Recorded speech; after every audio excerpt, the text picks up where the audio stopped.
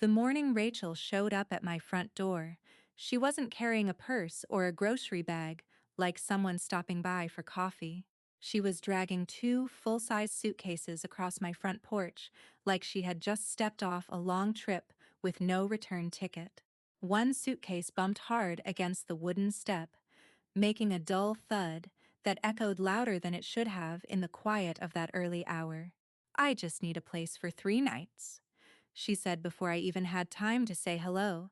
3 nights. That was the first lie, though I didn't know it yet. She stood there in the pale morning light, her hair tied back too neatly for someone supposedly in crisis. A thick tote bag hung from her shoulder, stuffed with folders and envelopes that bent awkwardly against the fabric. Under her arm, she held a rolled-up blanket, like someone preparing to settle in somewhere unfamiliar. Before I could even form a reply, I heard Daniel's voice behind me. "I already told her she could stay," he said, stepping into the doorway, like the decision had been made long before I had any chance to be part of it. That moment, those two heavy suitcases sitting on my porch, my husband speaking for both of us without looking me in the eye, was the first crack in the piece I had spent years building. I didn't know it yet, but letting her cross that doorway would turn my home into something I barely recognized.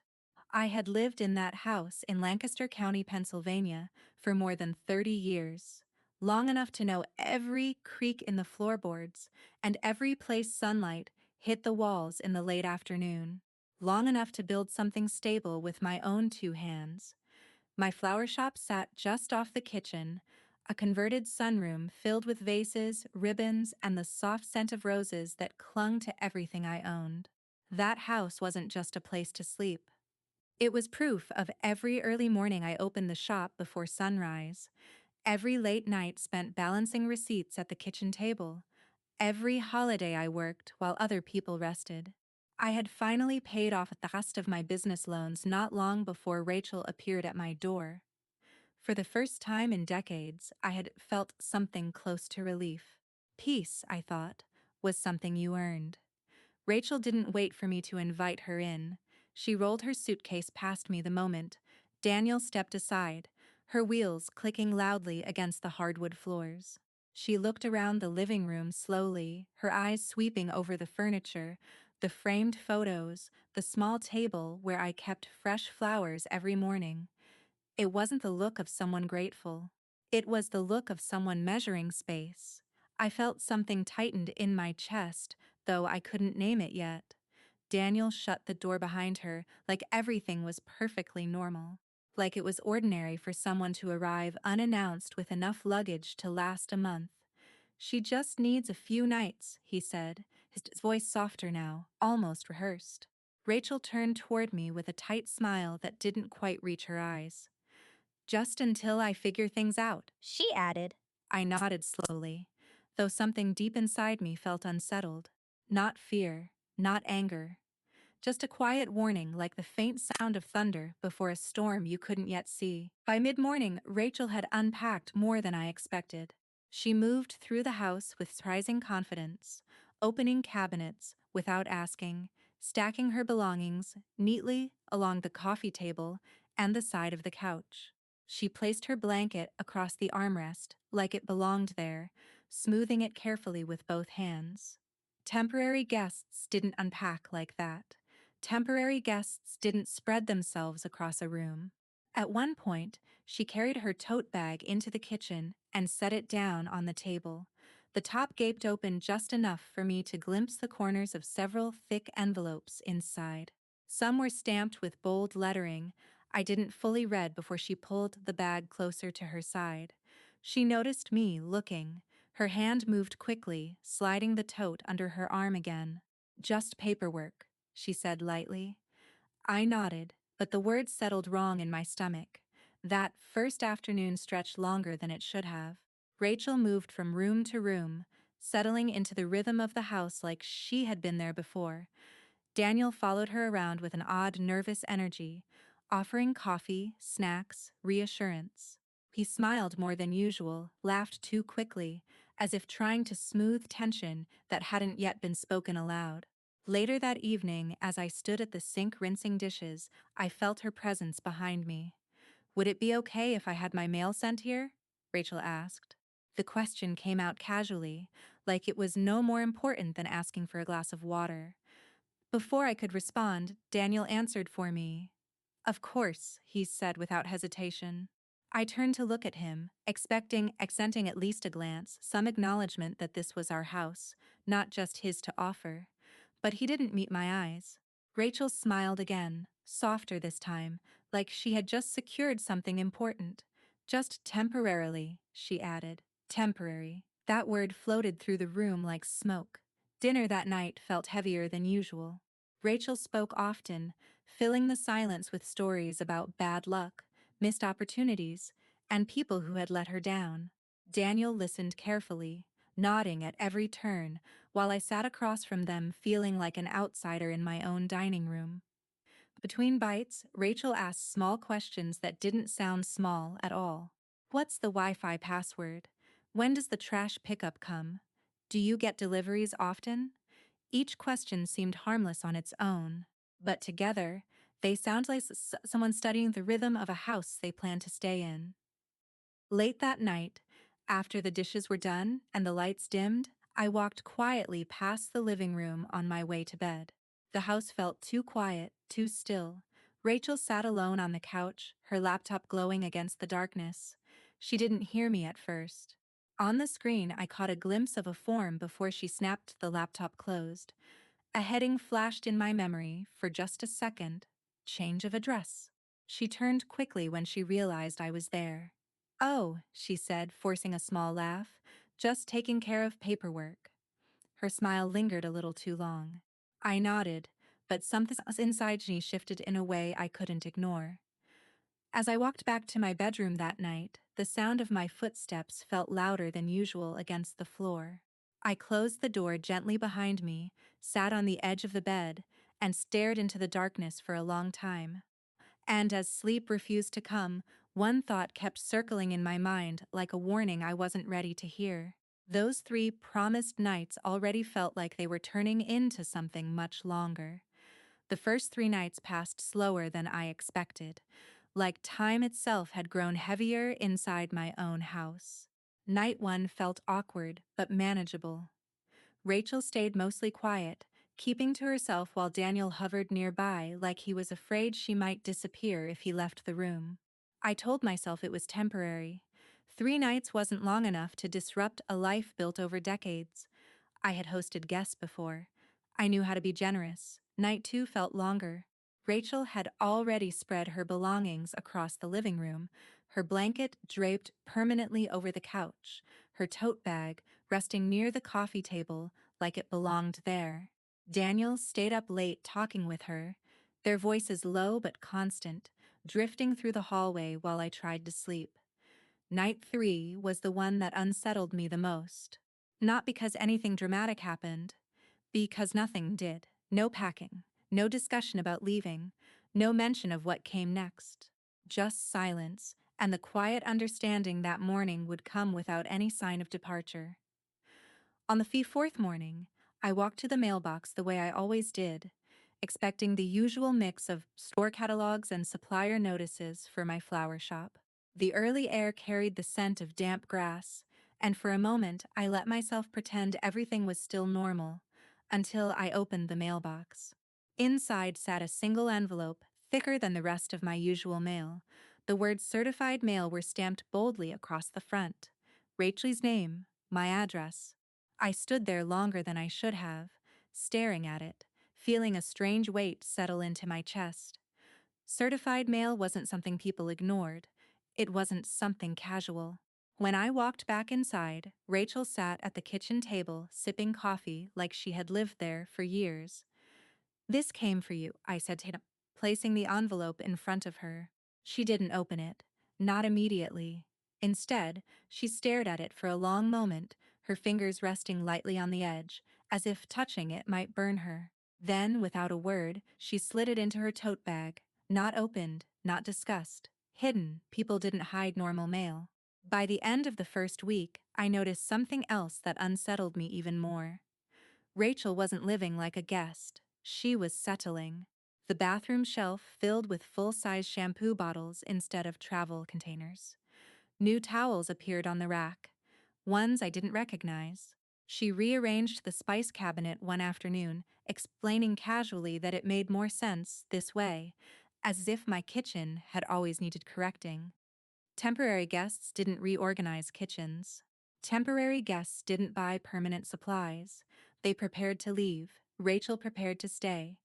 Each morning brought more mail. Not just one envelope, but several. Different sizes.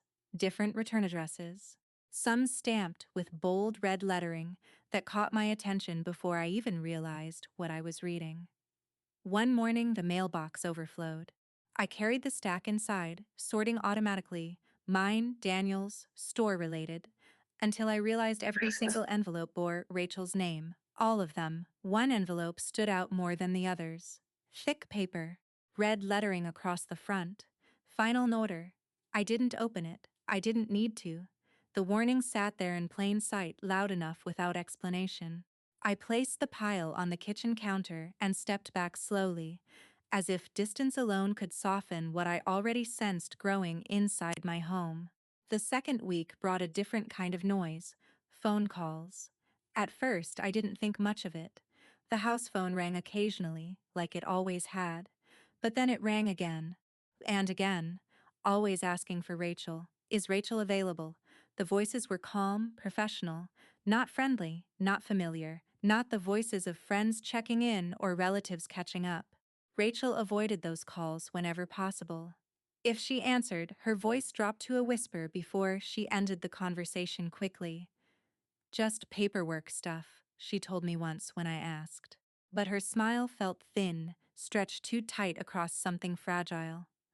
One evening, I walked into the living room and found the door closed. That had never happened before. Not in all the years I had lived there. I reached for the handle and paused, listening. Soft typing sounds leaked through the wood. Papers rustled. A chair shifted. Guests didn't close living room doors. Guests didn't claim shared spaces like private offices. Something about that closed door made my stomach twist in a way I couldn't ignore. By the 15th day, the shift in the house felt impossible to deny. Rachel moved through each room with growing confidence. She washed clothes late into the night, ran the dishwasher twice as often, left lights burning long after midnight. The hum of electricity seemed louder somehow, like the house itself knew it was being pushed beyond its limits.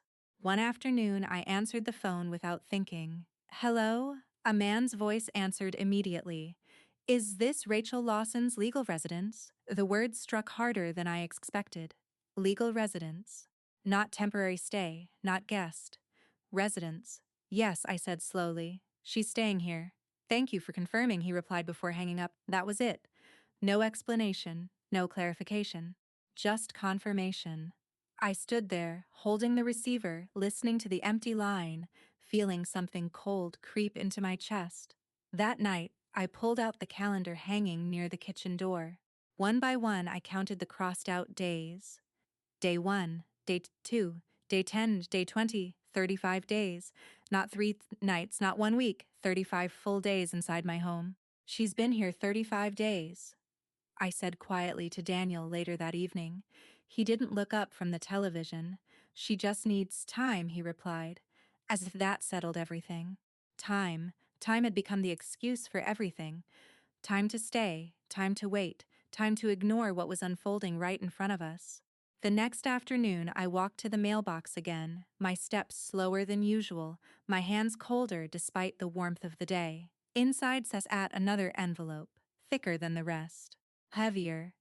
The words "Final Legal Nor" stretched across the front in dark, unforgiving letters. Rachel Lawson. My address. But it was the smaller line beneath the bold lettering that made my breath catch. Failure to respond may result in court action. Court action. Not warning. Not suggestion. Action. I stood on the front porch longer than I meant to, the paper trembling slightly in my hands as the weight of those words settled into something real. And as I stared down at that envelope, feeling the quiet neighborhood around me continue as if nothing had changed, One thought pushed itself to the front of my mind with terrifying clarity. This wasn't just about letting someone stay anymore. This was about something that could follow my name long after she left. The morning after I found that final legal notice, I didn't open the flower shop right away like I usually did.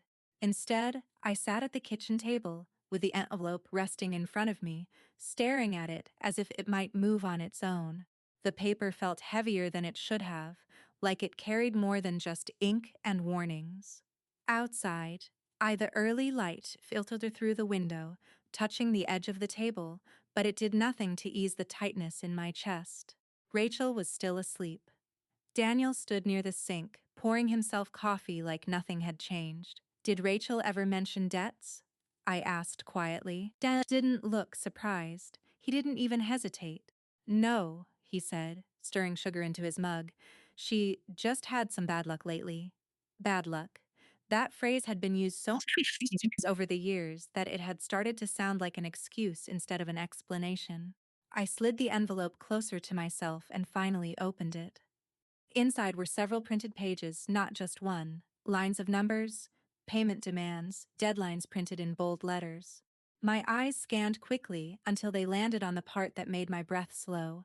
Failure to respond may result in legal escalation at this address. Not her name, not her problem. This address. My house. I folded the pages carefully and set them back on the table, pressing my palm against the paper, like I could flatten the fear growing underneath it. Around noon, the phone rang. Rachel was in the shower. Daniel had stepped outside to take a call from one of his coworkers. That left me alone in the kitchen with the sound of the ringing echoing off the walls. I picked it up before thinking. Hello? A man's voice answered, calm and steady. This is a debt resolution office calling for Rachel Lawson. My fingers tightened around the receiver. She's not available right now, I said. There was a short pause on the other end. Can you confirm that this is her primary residence? The man asked. Primary residence. The words landed harder than anything printed on paper. I hesitated for only a second before answering. She's staying here, I said slowly. Another pause. Then his voice returned, just as calm as before. Thank you. This address is now on file. Click. The line went dead. I stood there with the receiver still pressed to my ear, listening to nothing but the hollow hum of silence. My stomach twisted in a way that made it hard to breathe. Behind me, the bathroom door opened. Rachel stepped into the hallway, towel wrapped tightly around her shoulders, water still dripping from the ends of her hair. Who was on the phone? She asked. Her voice sounded casual, but her eyes searched my face too quickly. A man asking for you, I replied, from some debt office. For a fraction of a second, her expression changed. Not anger, not confusion. Fear, real fear. It flashed across her face so fast someone else might have missed it. But I didn't. What did you tell them? She asked, her voice suddenly sharper. I told them you were staying here, I said, her lips pressed into a thin line. You shouldn't answer calls meant for me, she said. The words came out too fast, too defensive. I stared at her, surprised more by her reaction than the call itself. You're using my address, I said quietly. That's temporary, she shot back. It's just paperwork. Her tone didn't match hers. There was tension behind every syllable, like she was holding something back. Before I could respond, Daniel walked through the front door. What's going on? Rachel answered before I could speak. She answered one of my calls, Rachel said, her voice tight with irritation. Daniel looked at me, then at her. Let's not make this bigger than it is, he said, sighing as if the problem were nothing more than a misunderstanding. I felt something shift inside me then. Not anger. Not yet. Something colder. Later that evening, I passed through the living room and noticed the door was closed again. That same closed door that had started to feel like a warning sign. Soft voices drifted from inside. Rachel's voice, low, quick, urgent. No, they can't send anything else here yet. That word stuck in my mind long after the rest of the sentence faded. Not anymore, not never, yet. Meaning more was coming, meaning this wasn't over. The next day, I began paying closer attention to things I once ignored. Each morning, I walked to the mailbox with a strange mix of dread and determination. The envelopes piled up faster now, some thin, some thick, some stamped with unfamiliar company logos that meant nothing to me, but clearly meant something to Rachel. I didn't open them. But I studied them, memorized them, noticed different companies, different return addresses, same name, same house. One afternoon, I saw Rachel standing near the kitchen counter, holding one of those envelopes. She tore it open quickly, scanning the contents with growing tension in her face. Her skin went pale. Her hand trembled slightly before she folded the paper and shoved it into her tote bag. Not the trash, not the counter, hidden. As she walked past me, something slipped from her hand and floated to the floor unnoticed. I bent down to pick it up. Just a small piece of paper, torn from something larger. But the words printed across it made my chest tighten. Balance. Transferred to new account, new risk, new trouble. That evening, I sat alone at the kitchen table, staring at the growing pile of envelopes stacked neatly near the edge. My eyes moved from the papers to the calendar on the wall, counting days again without meaning to. Every piece of mail, every phone call, every quiet conversation behind closed doors. They all connected somehow. Rachel hadn't just come here for shelter. She needed something more. She needed stability. An address.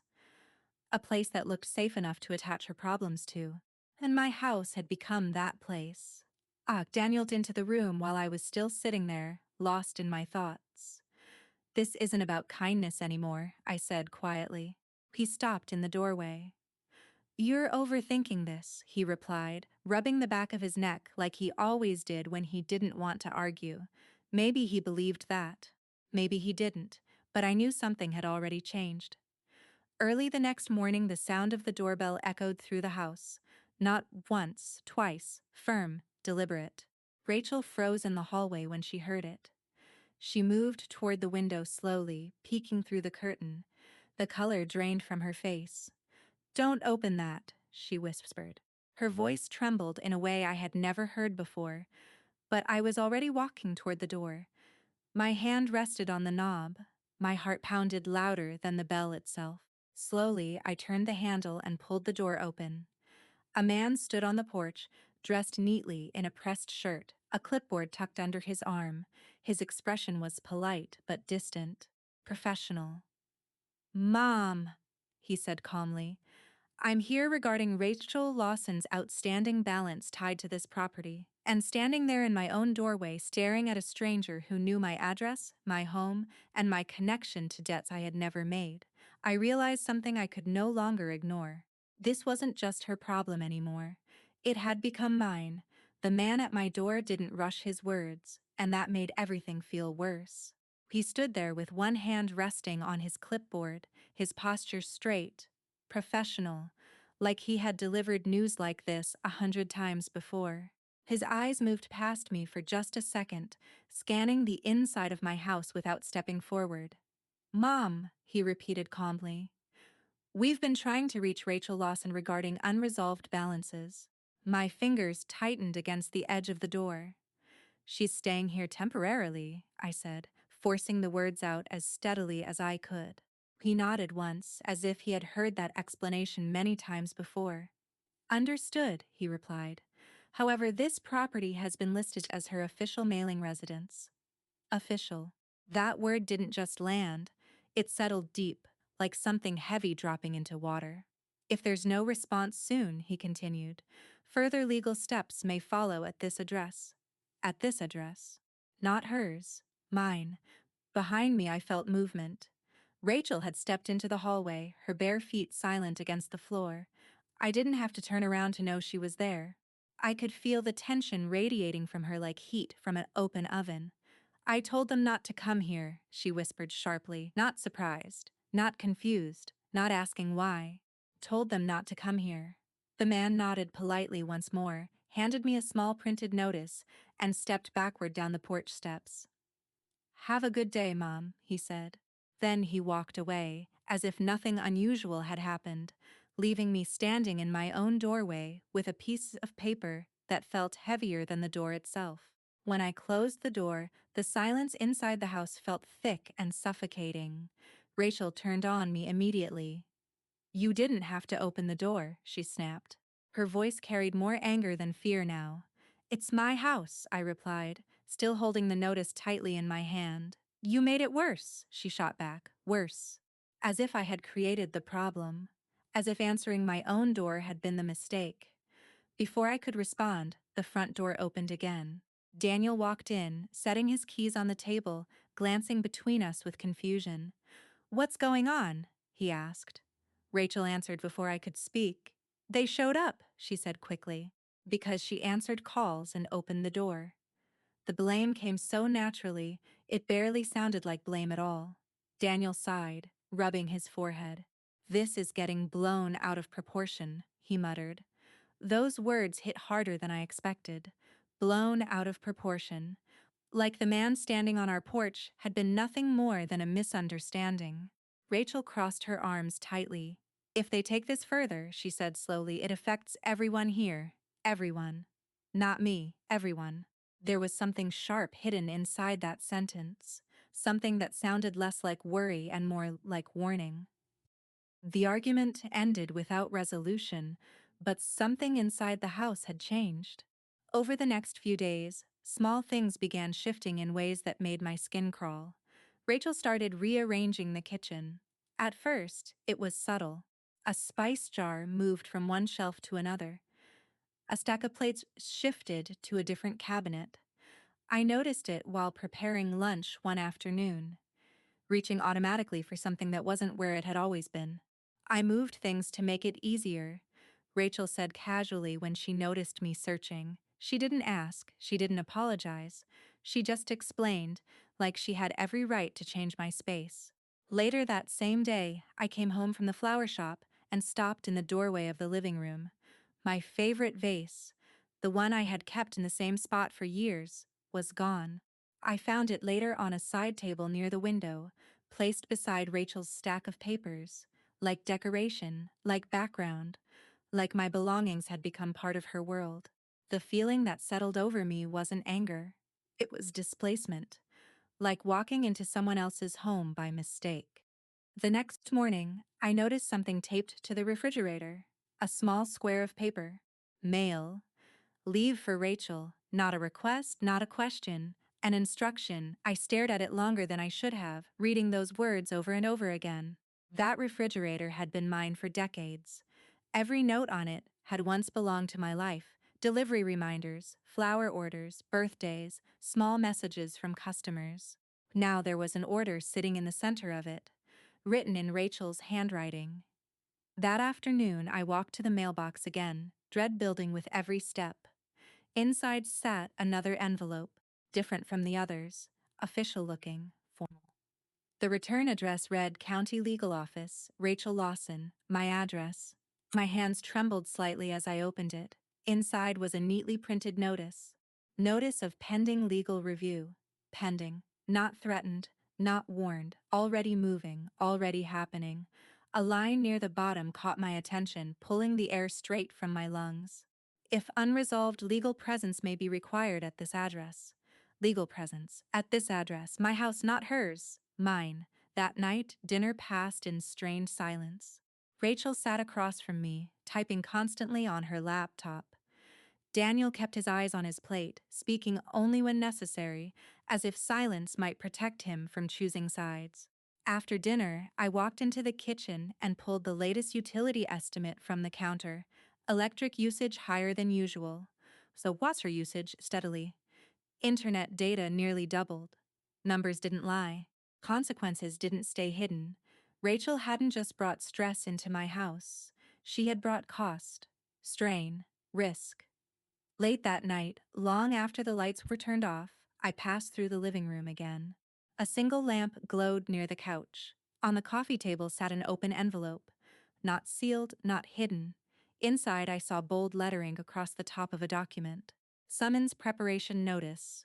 Preparation. Not yet official, but close. Close enough to feel like thunder rolling in the distance. Rachel stepped into the room suddenly, catching me staring at the paper. You shouldn't touch things that aren't yours, she said coldly. Her words hit harder than they should have. Not because they were cruel, because they sounded confident, possessive, like ownership had shifted without permission. I looked around the room slowly, taking in every detail: the furniture I had chosen, the floors I had cleaned, the walls I had painted over years of careful work. And standing there in my own living room, holding a piece of paper that threatened my peace, my finances, and my name, I realized something I had been too afraid to admit. My home was no longer just my sanctuary. It had become part of her escape plan. The envelope lay on the coffee table, long after Rachel walked out of the room, and for the first time since she arrived, she had forgotten to hide something. Not sealed, not tucked away, just sitting there like it belonged. I stood in the doorway of the living room, staring at it while the ticking clock on the wall sounded louder than usual. The rest of the house had fallen quiet. Daniel had gone outside to take a call, and Rachel's footsteps faded down the hallway toward the guest room. The paper didn't move, but it felt like it was calling to me. For weeks I had watched from a distance. I had stayed polite, careful, quiet. I had told myself that patience was kindness, that waiting would keep peace in the house. But something inside me shifted in that moment, not panic, not anger, something closer to decision. I stepped forward slowly and picked up the envelope. My fingers trembled slightly as I opened it. Inside were several pages, not just one. Thick, printed statements filled with account numbers, due dates, and warnings printed in bold lettering. I flipped through them carefully, scanning line after line until one detail forced my breath to slow. My address, printed again and again and again, not once, not twice, multiple times across different pages, different companies, different balances, different deadlines, but always the same location, my home. I spread the papers across the coffee table like pieces of a puzzle. One statement showed a credit account. Another listed unpaid service fees. A third referenced balance transfers already in progress. This wasn't a single mistake. It wasn't one overdue bill. It was a pattern, a system, and I had been standing in the middle of it without seeing the full picture. One line caught my eye near the center of a page: primary residence confirmed, not temporary, not guest, residence. The words settled deep inside my chest, pressing against my lungs until breathing felt heavier than before. That was the moment fear turned into something else. Not panic, anger, quiet anger. The kind that didn't shout but stayed still, watching, learning, remembering.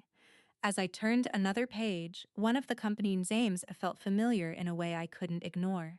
My mind pulled backward through memory until it landed on a moment I had almost forgotten. Several years earlier, late at night, Daniel standing in the kitchen with his phone pressed tightly to his ear, his voice low, urgent. Rachel had called him crying. She had lost her job. Her landlord had given her notice. She had nowhere to go. I remembered standing at the doorway back then, listening while Daniel promised help, without asking me first. He had transferred money quietly the next morning, telling me afterward like it had already been decided. She just needs one more chance, he had said. One more chance. Those words echoed now in my mind like a warning I should have taken more seriously. Back then, Rachel had promised to change, promised to find stable work, promised to rebuild her life. But promises were easy, responsibility was harder. And history, I realized, had a way of repeating itself when people refused to learn from it. I shook the memory away and returned to the present, staring down at the papers still spread across the table. Same pattern, different house, different address, same chaos. That was when I noticed something that made my hands tighten around the edge of the page. A separate form sat near the bottom of the stack, address verification form. Signed, Rachel's signature curved across the line in dark ink. The date printed beside it was recent, very recent, not from months ago, not from years ago, from days after she moved into my house. This wasn't desperation, this wasn't panic, this was planning. Rachel hadn't just needed shelter, she needed a stable address. a location that looked permanent enough to attach her problems to. Someone else's property, someone else's name behind the walls, and without realizing it, I had handed her exactly what she needed. I turned another page and froze. Balance transferred to new registered address, my address. Again. The words blurred for a moment as a cold wave moved through my chest. Not temporary damage. Expanding damage. Spreading damage. The kind that grew quietly until it reached places you couldn't undo. Footsteps sounded behind me. Daniel entered the room and stopped abruptly when he saw the papers spread across the table. For a long moment, neither of us spoke. "Did you know?" I asked finally. My voice sounded steadier than I felt. He didn't answer right away. Instead, he stared at the documents, his face tightening as recognition settled in. "She didn't have anywhere else to go," he said at last. Not denial, not confusion, defense. The words hit harder than anything printed on those pages. Not just betrayal from Rachel, betrayal from him, because he had chosen comfort over truth again. "We can fix this," Daniel added quickly, stepping closer. "We," that word struck deeper than anything else. Not she. Not Rachel. "We," meaning me, meaning my responsibility, meaning my burden. That was when something inside me stopped resisting reality. Later that night, after the house fell silent, I sat alone at the kitchen table, with the stack of papers in front of me. The overhead light cast long shadows across the wood, turning every document into something heavier than paper. Kindness had turned into liability. Trust had turned into exposure. Silence had turned into danger. I reached for my phone and began taking photographs of each document, one by one, slowly, carefully, making sure every detail remained clear, not reacting, preparing. I gathered the pages together and slid them into a folder, smoothing the edges so they sat neatly inside. No panic, no rushing, just organization, control. That was the word that stayed with me as I closed the folder and turned off the kitchen light. Standing there in the darkness, holding that folder against my chest, I understood something I hadn't allowed myself to admit before. This was no longer about helping family. This was about protecting myself.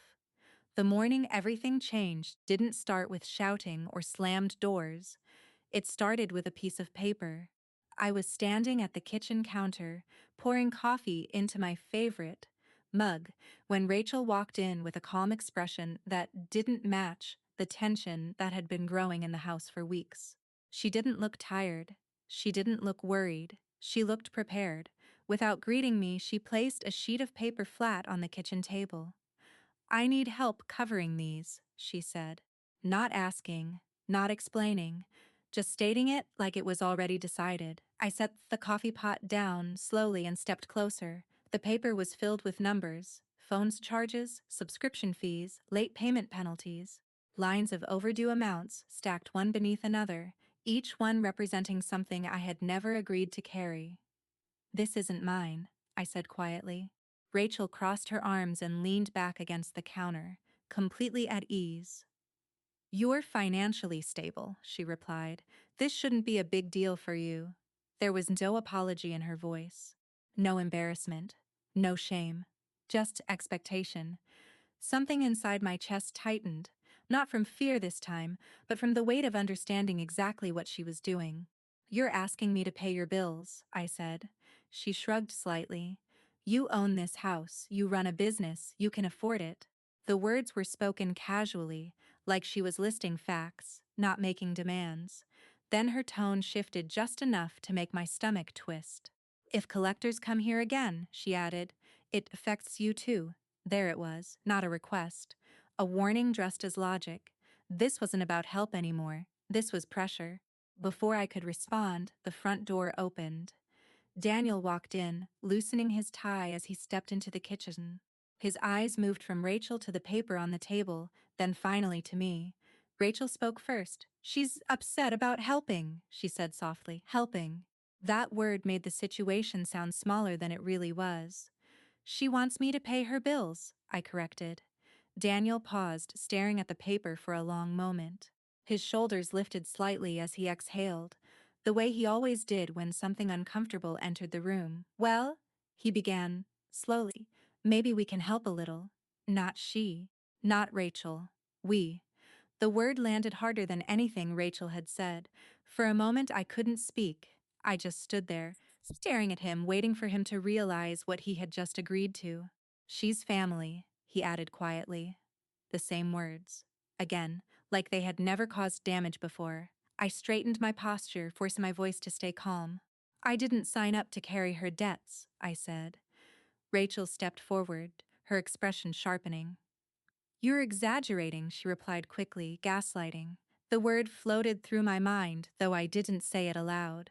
She slid the paper closer to me across the table, pushing it until the edge nearly touched my hand. You're making this bigger than it is, she continued. Daniel stepped closer too, but not beside me, beside her. The shift was subtle, but it changed everything. They stood shoulder to shoulder while I faced them alone. If this goes to court, Rachel said, lowering her voice, your address is already listed. The words filled the room like smoke, not loud, not dramatic, but heavy, threatening. I felt the loneliness settle into my chest then, not sudden, but steady. Like a slow realization that the people I expected to stand with me had quietly moved to the other side. This isn't about money anymore, I said, barely above a whisper. Rachel tilted her head slightly, watching me like she was waiting for me to surrender. You wouldn't want legal trouble attached to your property, would you? She asked. Her tone remained calm, soft, almost gentle, but more dangerous than shouting. I looked from Rachel to Daniel, searching his face for hesitation, doubt, anything that suggested he understood what was happening. Instead, I saw exhaustion, avoidance, fear of conflict, not protection, not support. That realization hurt more than anything else.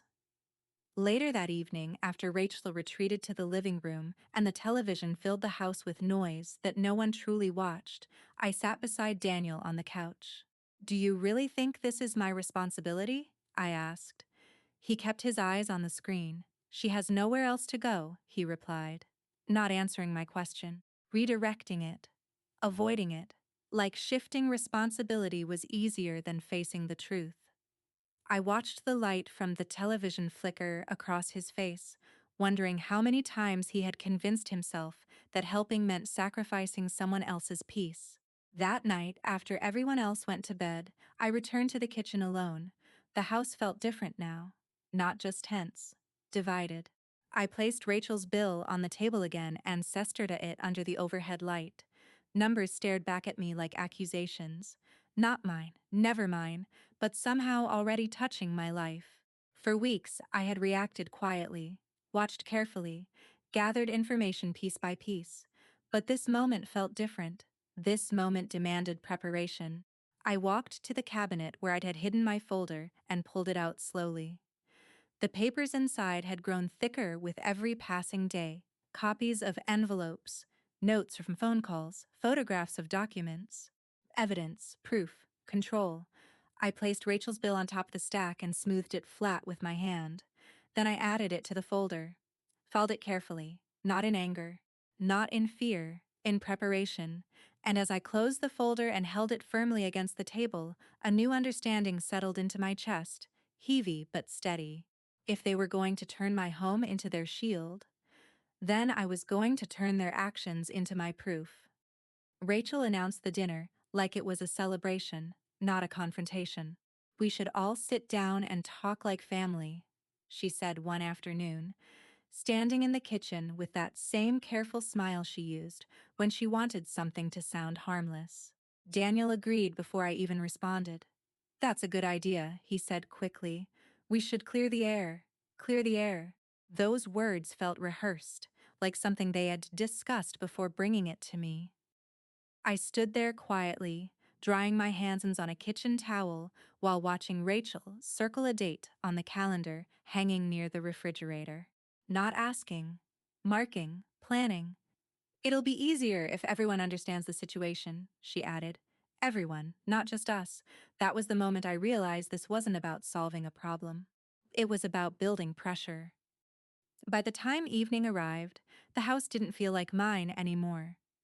Rachel moved to the kitchen with confidence, setting plates as along the dining table like she was hosting guests in her own home. Extra chairs appeared from the basement. Extra glasses lined the counter. She directed Daniel to move dishes from one place to another, adjusting everything until the table looked larger than usual. Too prepared, too organized. Like she had imagined this moment long before I knew it was coming. I stood near the doorway, watching quietly, feeling something different this time. Not fear, not confusion, stillness, because the folder I had prepared sat hidden beside my chair, waiting. The first knock at the door echoed through the house just after 6. Daniel's cousin stepped inside first, smiling politely, followed by his aunt carrying a dessert dish wrapped in foil. I hadn't expected them. No one had told me they were coming. Rachel greeted them warmly, her voice soft and welcoming, her posture relaxed. "Thank you for coming," she said. Hugging them like this was a family reunion, not a discussion, not a confrontation. A performance. The room filled slowly with conversation, the sound of small talk bouncing off the walls. Weather, work, memories years ago, safe topics meant to soften the atmosphere. But beneath the laughter, tension stretched tight. Rachel smiled constantly, laughing at jokes that weren't funny, nodding at stories she had already heard before. Daniel avoided looking directly at me, keeping his attention fixed on the guests like eye contact might force him to acknowledge what was about to happen. Dinner began quietly. Forks touched plates. Glasses clinked softly. Voices stayed polite, careful, measured. Then Rachel began telling her story.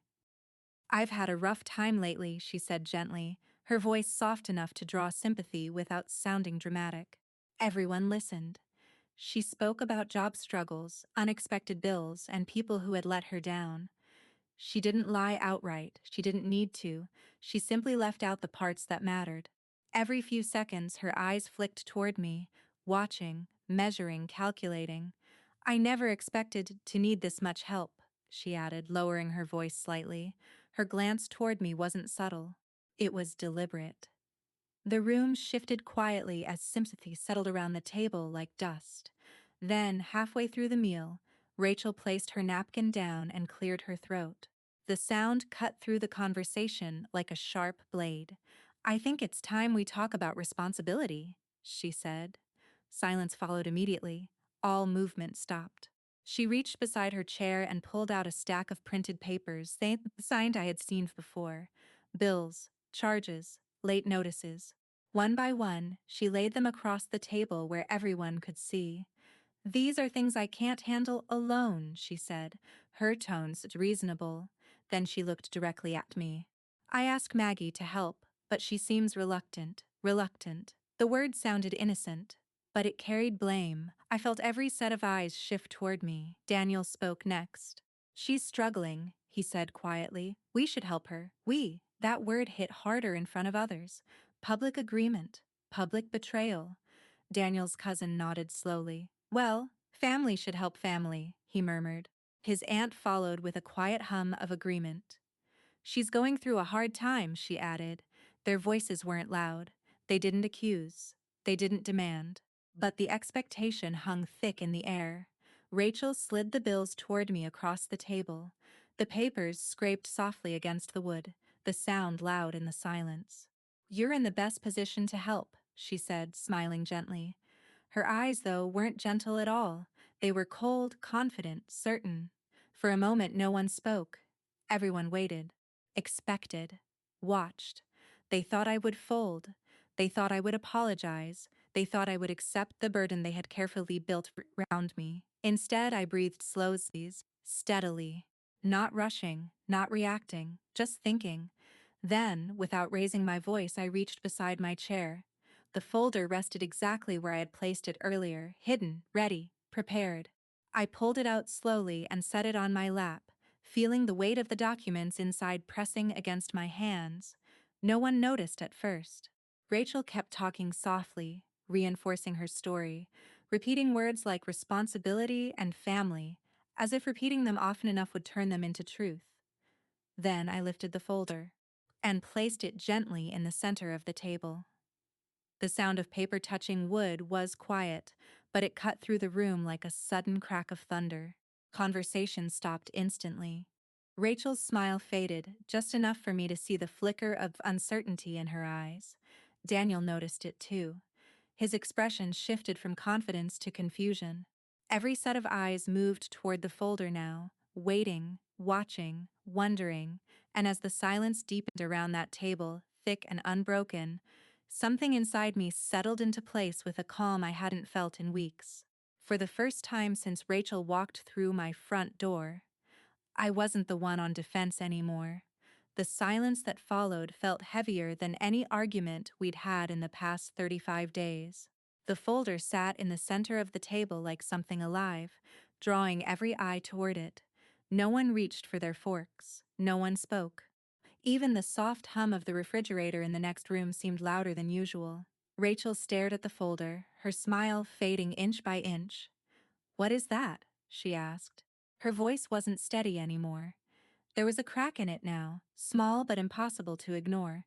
I placed my hand on top of the folder, not opening it yet, just resting my palm against the surface, feeling the weight of every document inside. For weeks I had felt pushed into corners inside my own home. Tonight, for the first time, I felt grounded, calm, still, in control. I looked around the table slowly, meeting each pair of eyes before finally settling on Rachel. Then I spoke.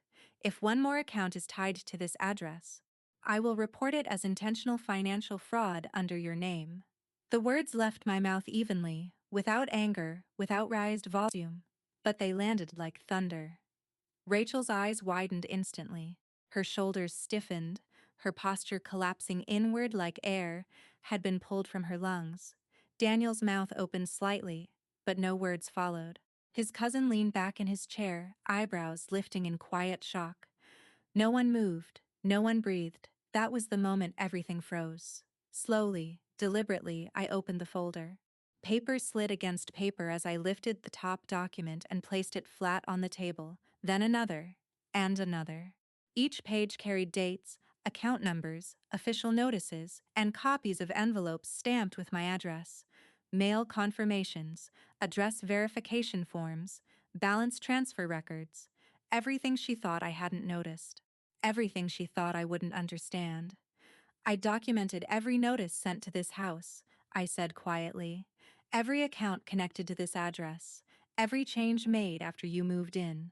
Rachel swallowed hard, her fingers tightening against the edge of the table. "You're overreacting," she said weakly, but the confidence she once carried was gone, gone completely. "I also spoke to a legal advisor," I continued. That sentence struck harder than anything else. Daniel stiffened beside her. "You talked to a lawyer?" he asked. His voice carried confusion now. Unease, something close to fear. I nodded once. "I asked what happens when someone registers accounts under another person's address without permission," I said calmly. "And I asked what happens when financial liability begins attaching itself to property records." The room stayed silent. No interruptions, no objections, just listening. I slid another paper forward until it rested directly in front of Rachel. "If any additional accounts appear under this address," I continued, "it becomes a documented fraud case." Rachel stared at the paper without touching it. "And that responsibility," I added quietly, "will be yours alone." For the first time since she arrived, Rachel didn't have a response. Not an excuse, not an argument, not even anger, just silence. The power in the room shifted so sharply it felt physical. Earlier that night she had pushed bills toward me. Now I pushed proof toward her, same table, different control. Daniel leaned forward slightly, his voice softer now. "You're serious," he said, "not disbelief. Realization." "Yes," I replied. I turned my attention back to Rachel. "You have 30 days to change your mailing address," I said steadily. 30 days to restart every account tied to this property." The words came out clear and firm, no hesitation, no apology. "After that," I continued, "if anything else arrives here under your name, I will move forward legally." Rachel finally spoke again, but her voice sounded smaller than before. "You wouldn't do that," she whispered. I met her gaze without blinking. "Yes," I said simply. I would. The truth settled across the table like dust. Heavy. Final. Daniel leaned back in his chair, rubbing his hands together slowly as if trying to process everything at once. His cousin and aunt exchanged uneasy glances, their earlier confidence replaced by discomfort. No one defended Rachel now. No one spoke about family responsibility. Not anymore. The dinner ended quietly after that. Chairs scraped softly against the floor. Plates remained half full. Conversations faded into silence as guests gathered their belongings and left without meeting my eyes. Rachel didn't say another word as she walked down the hallway. Her steps sounded slower than usual, heavier, like each one carried weight she could no longer shift onto someone else. Daniel stayed behind in the dining room, staring at the stack of papers, still spread across the table. The house felt different once the door closed behind the last guest. Not tense, not crowded, just quiet. Still, I remained standing near the table, running my fingers lightly across the surface where the documents had rested. For weeks, this room had felt unfamiliar, like territory, slowly slipping away from me. Now it felt mine again. Not because I fought loudly, but because I stood firmly. Later that night, after Rachel retreated to the guest room and Daniel disappeared into the living room, I stood alone in the kitchen, where everything had begun. Same sink, same counter, same quiet hum of appliances filling the space, but the air felt lighter, clearer. For the first time in weeks, I breathed without tension pressing against my chest.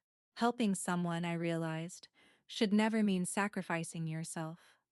Kindness was never meant to become surrender, and family should never mean losing control of the life you worked decades to build. I rested my hands against the kitchen counter and stared at the familiar walls around me, feeling a quiet strength settle into my bones. Protecting yourself didn't make you selfish. It made you strong, and if there's one thing I learned through all of this, it's that boundaries aren't cruelty, they are survival.